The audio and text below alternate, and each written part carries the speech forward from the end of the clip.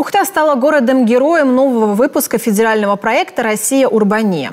Наталья Неведрова и Эдуард Мацеберидзе, ведущие телеканала «Пятница», примеряют роль блогеров-путешественников и разъезжают по стране в поисках интересных мест. Приоритет небольшим городам, которые не пользуются популярностью среди туристов.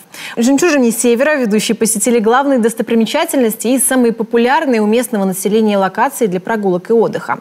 Так, первой остановкой стал детский парк. Здесь особое внимание ведущих прикована к инсталляциям.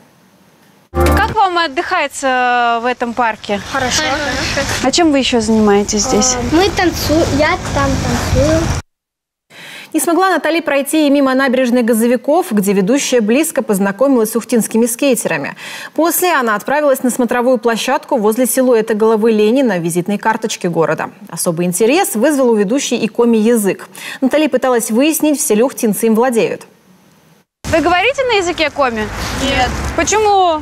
Мы его не знаем. Я приехала в республику Коми, не могу найти ни одного человека, который говорит на этом языке.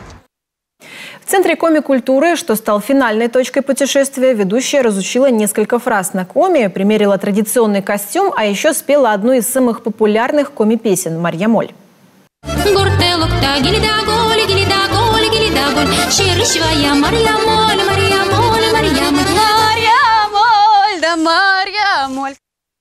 Пока Ухта – это единственный город Коми, ставший частью проекта «Россия. Урбания». Посетить город ведущие однозначно советуют каждому, акцентируя внимание на том, что добраться до него не составит труда. Летают самолеты и курсируют поезда.